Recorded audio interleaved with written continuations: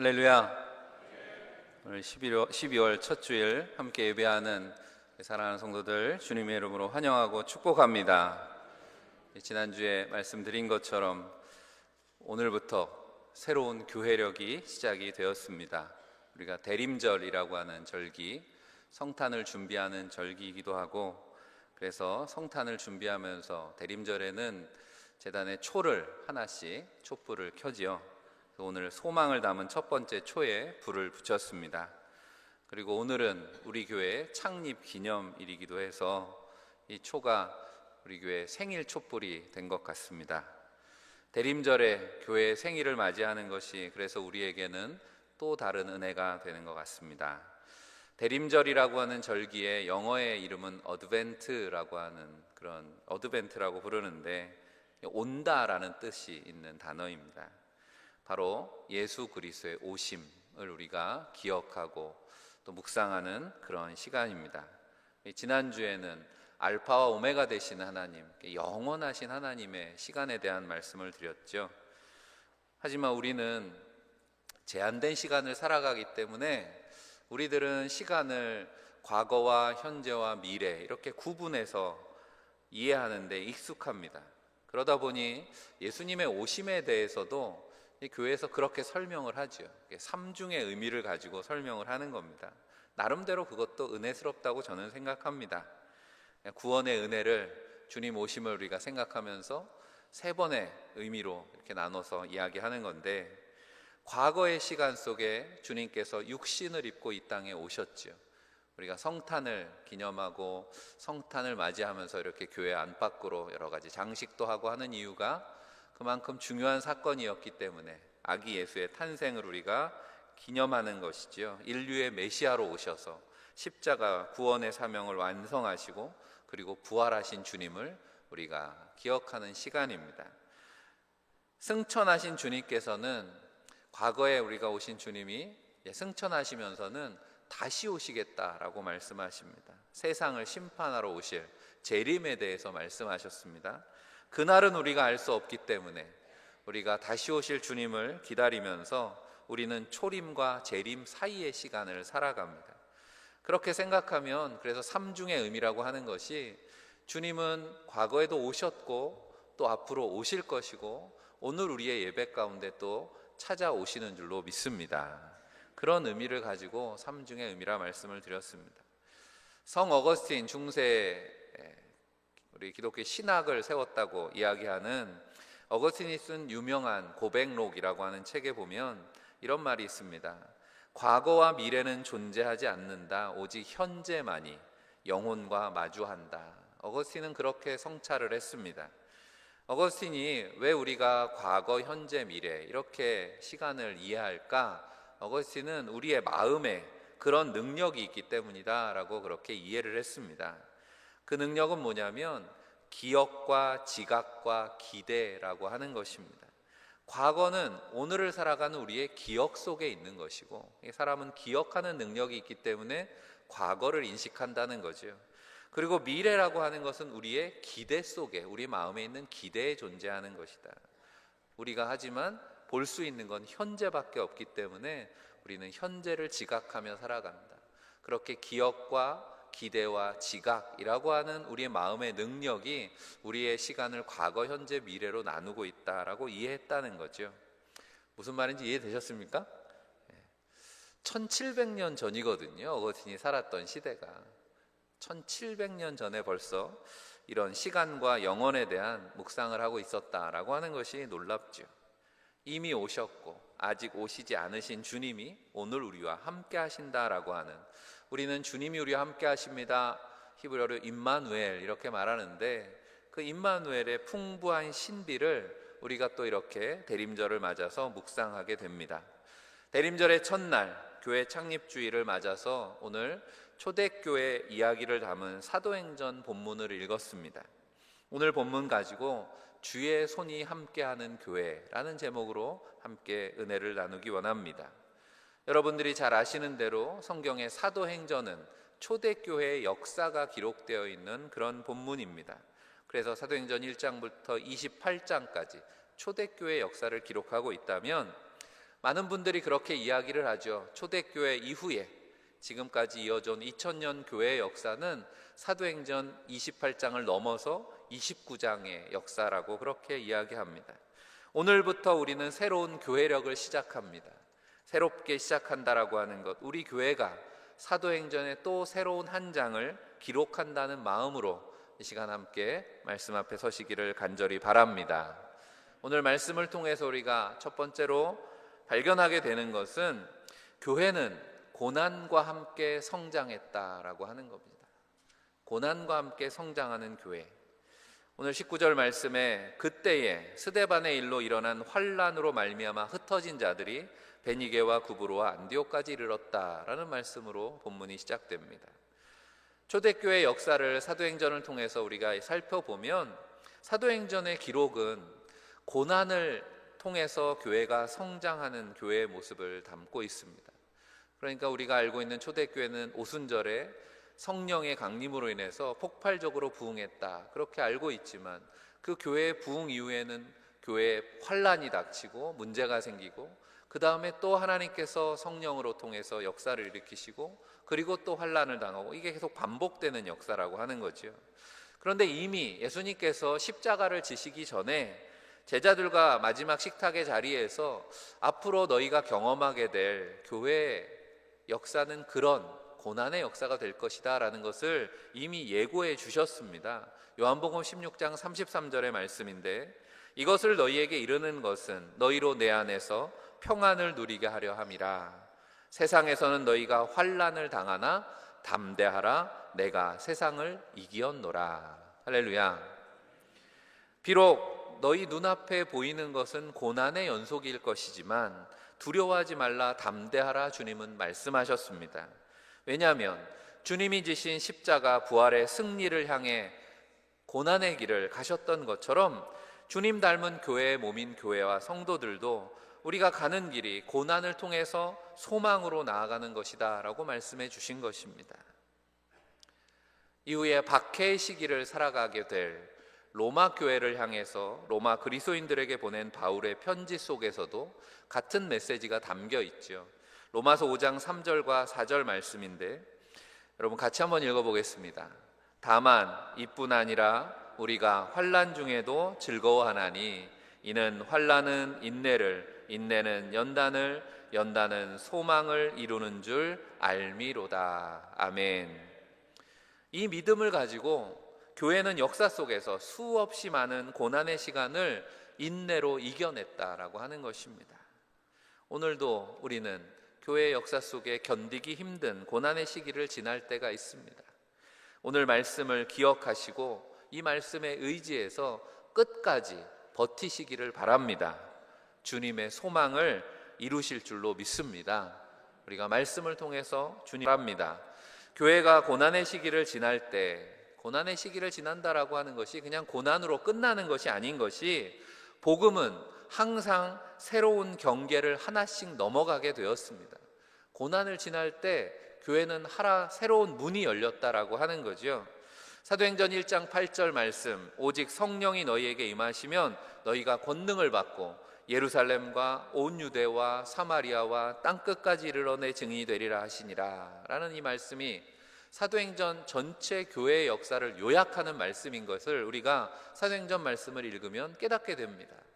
예루살렘 중심의 교회가 고난을 겪고 유대와 사마리아 그리고 또 고난을 겪고 땅끝까지 복음의 지경들이 계속 확장되어 가는 것을 사도행전은 말씀하고 있죠. 고난이 찾아올 때마다 교회 안에는 새로운 성령의 역사가 나타났고 그 역사를 통해서 이제까지 생각하지 못했던 곳에 복음이 전해지는 그런 역사를 반복해서 경험했다라는 것입니다. 우리가 사도행전 6장까지 보면 예루살렘 교회가 폭발적으로 성장하는 그런 이야기가 기록되어 있습니다. 그런데 교회의 성장하는 이야기 바로 다음에 7장에 보면 초대교회 첫 번째 순교의 이야기가 기록됩니다. 바로 스데반 집사가 순교를 당하는 이야기가 사도행전 7장에 기록되어 있습니다. 그리고 유대인들의 핍박으로 인해서 교회는 뿔뿔이 흩어지게 되었습니다. 그런데 이 사건을 계기로 해서 복음이 유대라고 하는 지경을 넘어서 이방으로 전해지게 되었다는 것을 성경은 기록하고 있는 것입니다. 글자 그대로 교회의 위기가 복음에는 기회가 되었다라는 것이죠. 유대인 중심의 초대교회가 이방 지역으로 확대하게 된 것입니다. 유대인들에게만 복음이었던 것이 이제 이방인에게도 복음이 되었다라고 하는 예수 그리스도의 복음의 역사를 성경은 그렇게 우리에게 전해줍니다. 오늘 우리가 읽은 말씀에도 그렇게 복음의 지경이 확장되는 과정을 단계적으로 표현해주고 있는데, 흩어진 그리스도인들이 이방 지역에 이르렀습니다. 그런데 이방 지역에 가서 처음에는 유대인들에게만 복음을 전했다라고 19절에 말씀하죠. 흩어진 자들이 베니게와 그브로와 안디옥까지 이르러 유대인에게만 말씀을 전하는데, 그리고 바로 이어지는 20절에 보면 그 중에 구브로와 구레네 몇 사람이 안디옥에 이르러 헬라인에게도 말하여 주 예수를 전파하니, 처음에는 유대인들에게만, 구약을 아는 유대인들에게만 예수 그리스도의 복음을 전하다가 이 헬라어가 또 말이 통하니까 헬라파 유대인들이든 헬라인들에게 복음이 전해지기 시작했다라고 기록하고 있는 거죠. 오늘 말씀에 여러 가지 지명들이 나와서 반복되어 나오는 지명들, 이게 어디에 있는 건가 지도로 좀 살펴보고 말씀을 계속 나누도록 하겠습니다. 지중해를 그려놓은 거죠. 밑에 오른쪽 밑에 보면 예루살렘이 있고 네모로 친 지역들이 이제 오늘 본문에 나오는 지역들 중에 하나입니다. 잘 보시면 예루살렘 바로 위에 베니게가 있습니다. 페니키아라고 하는 곳이죠. 그리고 거기서 바라다 보이는 지중해 바다 한가운데는 구브로라고 하는 섬이 나옵니다. 사이프러스라고 그렇게 영어로는 돼 있죠. 그리고 거기서 좀 올라가면 안디옥, 동그라미 친 오늘 우리가 말씀을 나누게 될 중심이 안디옥이고, 그 위에는 바울의 고향인 다소가 나옵니다. 그리고 여러분들 보시기에 왼쪽에 뚝 떨어져서 구레네가 있죠. 구레네는 아프리카 북단에 있는 지역입니다. 그럼 무슨 말입니까? 예루살렘에 박해가 있고 나서 성도들이 뿔뿔이 흩어져서 이렇게 지중해 전 지역에 그리스도인들의 복음이 전해지게 되었다라고 하는 것입니다. 예루살렘에 머물던 복음이 스데반의 순교를 계기로 지중해 세계 땅끝을 향한 전진을 시작했다라고 하는 것이 놀랍죠. 그리고 그렇게 경계를 넘기 시작한 복음의 역사에 결정적인 본문의 말씀이 오늘 21절에 나오는 말씀입니다. 오늘 우리가 21절을 한 두 번쯤 같이 읽을 텐데 같이 한번 읽어보겠습니다. 주의 손이 그들과 함께 하심에 수많은 사람들이 믿고 주께 돌아오더라. 아멘. 스데반이 돌에 맞아서 죽임을 당했습니다. 그것을 많은 이들이 목격했다는 거죠. 얼마나 충격이었겠습니까? 교회가 막 성장할 때인데 교회에 큰 시련이 닥친 겁니다. 성도들이 경험한 충격과 두려움이라고 하는 것, 우리가 얼마나 상상할 수 있을까 싶습니다. 그냥 스데반이 한 명이 순교한 걸로 끝난 게 아니거든요. 지금 유대인들이 폭도로 변한 것입니다. 예수 믿는 사람 어디에 있어 하고 누구라도 찾으면 스데반에게 한 것처럼 그렇게 돌을 던질 기세로, 그렇게 예루살렘이라고 하는 건 그리스도인들에게 위험한 곳이 되었다는 거죠. 그렇게 교회는 예루살렘을 떠나 뿔뿔이 흩어지게 되었고, 이제 복음은 끝났는가, 사라지게 되었는가 생각했지만 이 사건이 전화위복이 되었다고 성경은 기록하고 있는 것 아니겠습니까? 유대교라고 하는 울타리를 넘어서 온 세상에 복음이 되는 계기가 되었습니다. 이 사건을 통해서 교회는 주의 손이 함께 하심을 경험했다는 거죠. 아, 주님이 우리와 함께 하시는구나. 그들이 보는 부흥의 역사는 자신들이 한 것이 아니라 고난과 박해 속에서 주님의 손이 하신 것이다라는 믿음의 고백을 담게 되었다라고 하는 것입니다. 오늘도 복음의 역사가 일어나는 곳에 이처럼 주님의 손이 함께 하시는 줄로 믿습니다. 두 번째로 오늘 말씀 속에는 주의 손이 되어 쓰임받은 사람들이 나옵니다. 오늘 말씀에 주님의 손이 된 사람들이 누구입니까? 물론 이름도 빛도 없이 많은 그리스도인들이 나오지만 오늘 본문에는 구체적으로 바나바와 바울의 이름이 나옵니다. 앞서 지도에서 보신 것처럼 동그랗게 표시된 안디옥이 이방 선교의 중심이 되었습니다. 이방 지역에 복음이 전해지고 그곳에 성도들이 모였다라는 말씀이, 그런 이야기가 예루살렘 교회에 남겨져 있던 성도들과 사도들에게 전해졌을 때 예루살렘 교회는 얼마나 기뻤을까요? 이렇게 복음의 역사가 끝나는가? 하지만 하나님께서는 지경을 넘어서 오히려 이방 지역의 이방인들에게 복음의 역사를 이어가고 계신 것을 듣고 나서 확인하기 위해서 바나바를 보낸 거죠. 바나바가 가서 안디옥을 중심으로 이방 지역에 부흥의 역사가 나타나는 것을 목격하게 되었습니다. 우리도 그렇죠. 우리가 선교사를 파송하고 많은 선교지에서 지금도 우리가 모르는 사이에 복음은 놀라운 부흥의 역사를 일으키고 있습니다. 다소에 있던 바울을 데려다가 바나바가 혼자 할 수 없으니 바울과 함께 동역을 하기 시작하였습니다. 그리고 마지막 26절에 둘이 교회에 1년간 모여 있어 큰 무리를 가르쳤고 제자들이 안디옥에서 비로소 그리스도인이라 일컬음을 받게 되었더라 말씀합니다. 오순절 이후에 예루살렘을 중심으로 교회의 역사가 시작되었습니다. 하지만 그리스도인이라고 하는, 오늘날 우리가 기독교라고 이야기할 때 그리스도인들이라는 의미잖아요.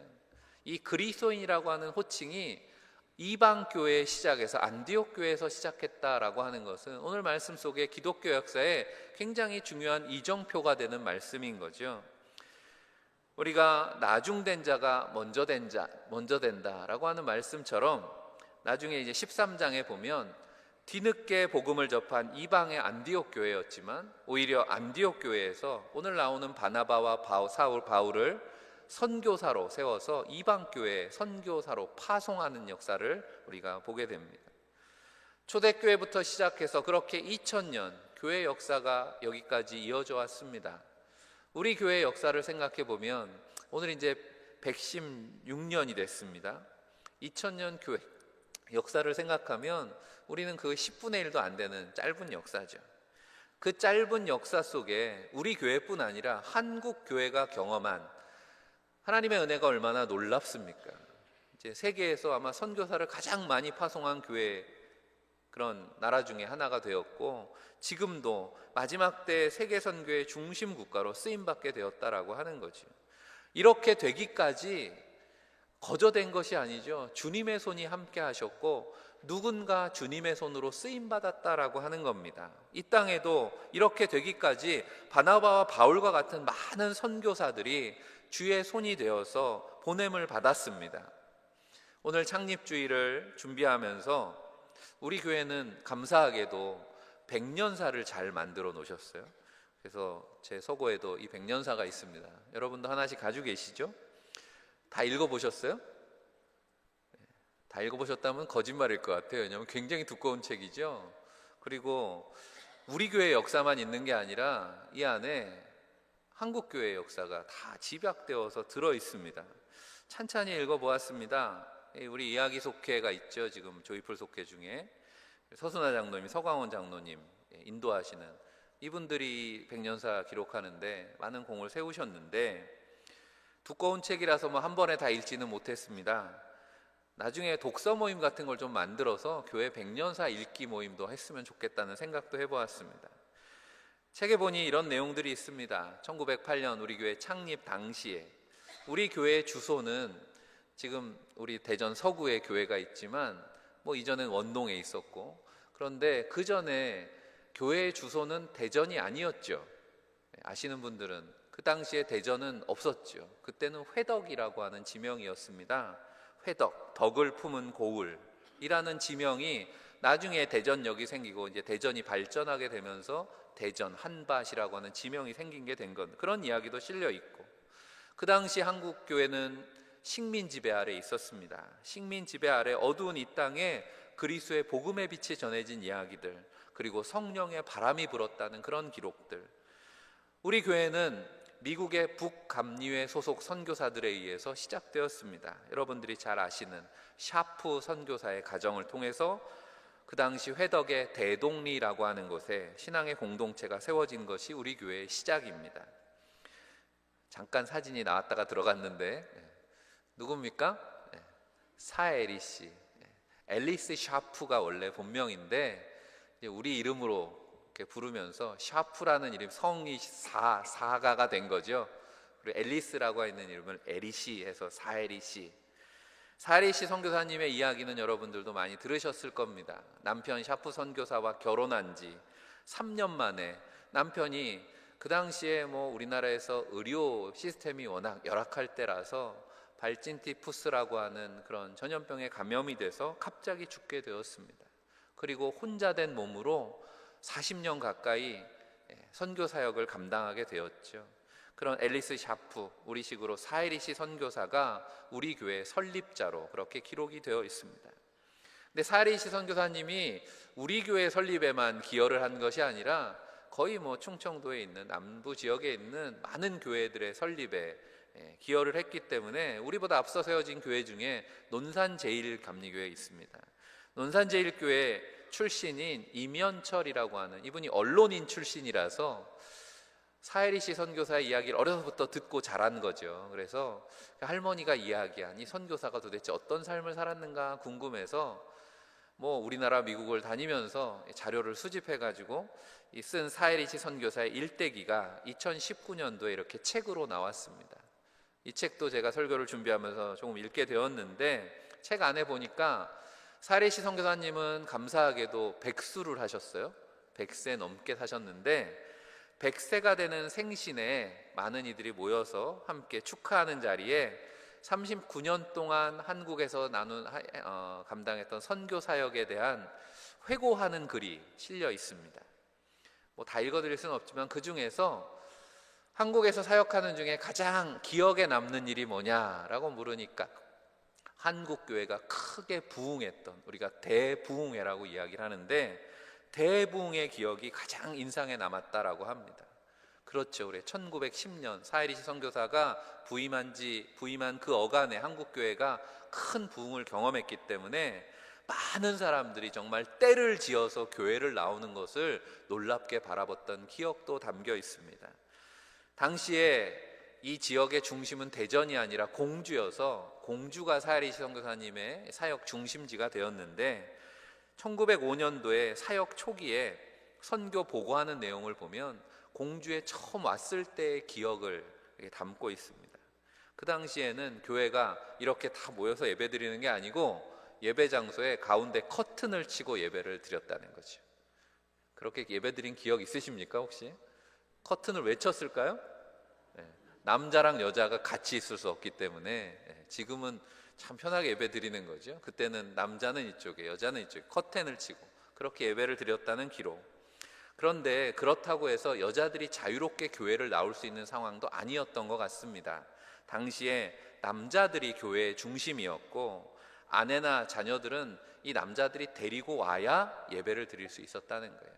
그러다 보니까 남자들이 아내나 자녀들을 교회에 잘 데리고 오지 않더라는 거죠.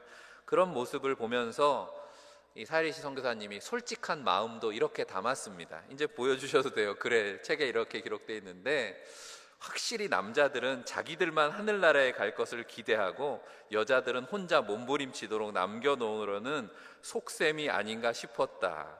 약간 실망스러웠다. 이런 솔직한 마음을 선교 보고에 기록을 하고 있습니다. 그런 마음 때문이었을까? 사이리시 선교사님이 특별히 관심을 가졌던 일 중에 하나가 여성들에 대한 교육이었습니다. 여성 교육에 큰 관심을 기울이고 여선교회들을 일으켜 세웠다는 거죠. 그런데 우리가 잘 알고 있는 이야기 중에 하나가 어린 유관순을 눈여겨보고 천안 지역을 선교하는 과정에 이 유관순을 수양딸을 삼게 되죠. 그래서 유관순을 길러낸 분이 바로 사이리시 선교사입니다.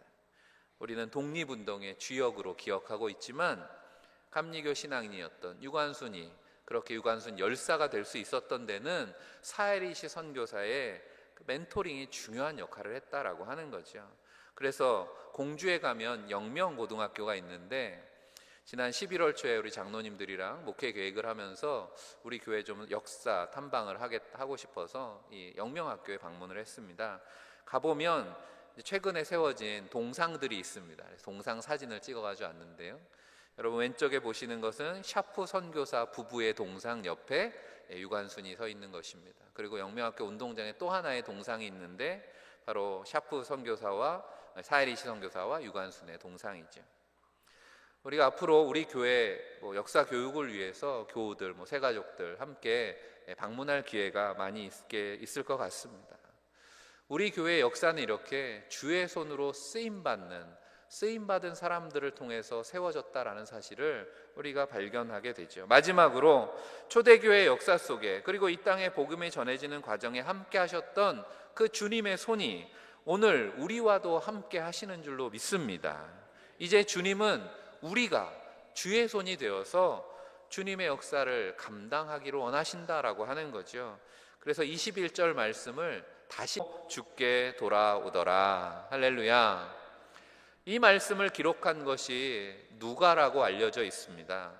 누가는 지나온 복음의 역사 속에 주의 손이 교회와 성도들과 함께 하신 것을 그의 눈으로 목격했습니다.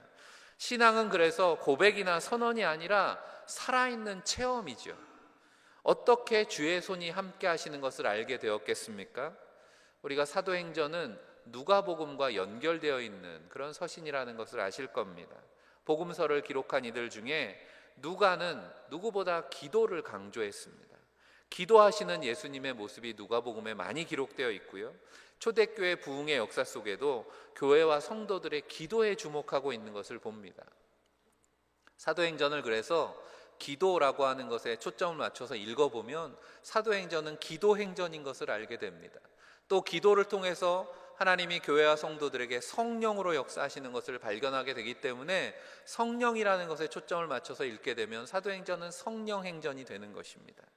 누가복음 11장 13절에는 이렇게 말씀합니다. 너희가 악할지라도 좋은 것을 자식에게 줄 알거든 하물며 너희 하늘 아버지께서 구하는 자에게 성령을 주시지 않겠느냐 하시니라.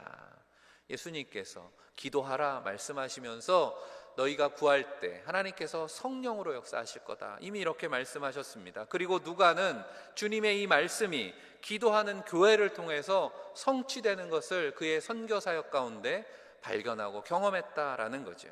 교회의 역사는 그렇게 이어져 온 것입니다. 교회의 역사는 기도로 시작되었고 기도의 자리에서 성령의 역사가 일어났습니다. 예루살렘의 제자들의 기도로부터 부흥이 일어났고 안디옥 교회의 기도로 이방 선교의 문이 열렸습니다. 바울이 선교하는 여정 가운데 우리가 잘 알고 있는 사도행전 16장에 마케도니아의 누군가가 환상 중에 나와서 와서 우리를 도우라라는 꿈을 꾸고 바울의 일행이 에게해를 건너서 유럽으로 복음이 전해지게 됩니다. 한 마케도니아인의 기도가 환상 가운데 보여진 거라고 저는 생각합니다. 누군가의 기도로 그렇게 유럽의 복음이 전해졌던 것처럼 또 누군가의 기도로 이 땅에 식민지 지배 가운데 있는 어둠의 땅 조선 땅에도 복음이 전해졌다라고 하는 거죠. 우리가 기도할 때 우리가 이렇게 손을 모아 기도한다 그렇게 이야기합니다. 기도하는 기본 자세이기 때문에 물론 때로는 손을 들고 기도하기도 하지만 손을 모아 기도한다. 오늘 우리가 부른 찬양 가운데도 주의 손에 나의 손을 포개어, 우리가 그런 찬양도 불렀습니다. 일반적인 기도는 우리가 이렇게 내 손을 모으는 것이지만 우리가 서로 함께 동역하는 이들의 손을 맞잡고 우리의 손을 모으기도 하지만 우리가 손을 모아 기도하는 자리에 주님의 손길이 우리와 함께 하시는 줄로 믿습니다. 우리 안에 그래서 성령의 역사가 일어나는 거죠. 우리 교회 116년의 역사도 그런 기도의 역사임을 믿습니다. 처음 이 땅에 선교사로 파송된 이들도 그렇게 먼저 주님의 손을 붙들고 기도했을 것입니다. 우리 사리시 선교사님은 북감리의 소속의 선교사인데 거의 비슷한 시기에 남감리의 소속의 선교사들도 들어왔습니다. 그 중에 여성 선교사 중에 캔드릭이라고 하는 선교사가 있습니다. 그런데 이 선교사는 안타깝게도 파송되어서 우리나라에서 사역한 지 한 9개월 만에 1908년 6월, 그러니까 우리 교회가 창립할 즈음에 그때 그만 이 선교사도 사망하게 됩니다. 그만큼 초대교회, 한국교회 선교사들의 그런 사역의 환경이라고 하는 게 굉장히 열악했다라는 것을 우리가 알 수 있습니다. 이 선교사의 묘지가, 여러분 서울에 가실 기회가 있으면 마포에 선교사 묘지가 있습니다. 그곳에 이 캔드릭 선교사의 무덤에 캔드릭 선교사가 평소에 자신의 기도의 후원자가 되는 본국의 에벳 선교회라고 하는 곳에 보낸 편지에 적은 글이 적혀 있습니다.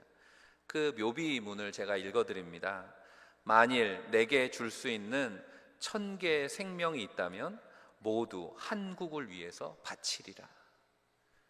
기도하면서 선교사로 파송되어서 9개월 남짓을 선교했을 뿐인데 그가 본 한국 땅, 그에게 담아주신 주님의 마음이 이렇게 표현되고 있는 거죠.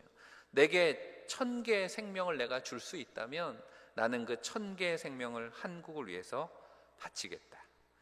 그렇게 주님의 손이 되기를 원했던, 주님의 손으로 쓰임받았던 이들의 희생과 헌신 덕분에 오늘 우리 교회가 존재함을 믿습니다. 또 오늘도 그렇게 선교를 위해서 기도와 눈물의 씨앗이 되어서 열방의 복음의 역사가 이어져 가고 있습니다. 오늘 창립주의를 맞이하면서 또 새로운 교회력을 시작하면서 우리 교회의 기도의 사역을 다시 점검해야 되겠다는 부담이 생겼습니다. 사실은 여러분들이 사역 지원서를 내고 부서들을 다시 정비하면서 내년에 이제 정식으로 하려고 했던 건데 더 이상 미루면 안 될 것 같아서 급하게 중보기도 사역에 지원하신 분들, 기도특공대 그동안 중보기도 사역을 하셨던 분들에게 문자를 따로 보냈습니다. 그래서 오늘 오후 1시에 중보기도 사역 모임을 갖습니다. 오늘부터 다시 시작하자는 그런 의미입니다. 나를 위한 기도가 아니라 교회를 위해서, 선교를 위해서, 주의 손으로 쓰임받기 위해서 기도하는 자리 함께 해주시고 관심을 가지시기를 바랍니다. 사랑하는 성도 여러분, 116년 생일을 맞이하는 우리 교회가 주의 손이 함께하는 교회가 되기를 축복합니다. 교회 역사 속에는 또 고난도 있을 것이고 어려움도 우리가 당하게 될 것입니다. 하지만 인내하고 소망을 품은 교회가 되기를 원합니다. 주의 손에 쓰임받는 일꾼들이 많이 세워지기를 바랍니다. 그러고 한마음이 되어서 기도함으로 놀라운 주님의 역사를 경험하는 주님의 몸된 교회 되는 우리 대전 제일재단 되기를 주의 이름으로 간절히 축원합니다. 기도하겠습니다. 상한 갈대를 꺾지 않으시고 꺼져가는 심지를 끄지 않으시는 하나님, 116년 전 바람 앞에 등불과도 같았던 이 땅에 주님의 손과 같은 이들을 보내시고 복음의 씨를 뿌려주시니 감사합니다. 주신 말씀을 붙들고 함께 기도하기로 다짐하는 성도들, 고난을 인내하며 그리스도의 복음의 소망을 잃지 않고 부름받은 교회 사명 감당할 수 있도록 인도하여 주옵소서. 그렇게 주님의 손이 되어 땅끝까지 복음의 사명 감당하는 주의 일꾼들이 일어서게 역사하여 주옵소서. 그래서 죄의 어둠으로 가득한 세상에 주님의 빛을 전하는 제일교회로 사용되게 도와 주옵소서. 빛과 소망 되시는 우리 주 예수 그리스도 이름 받들어 간절히 기도하옵나이다. 아멘.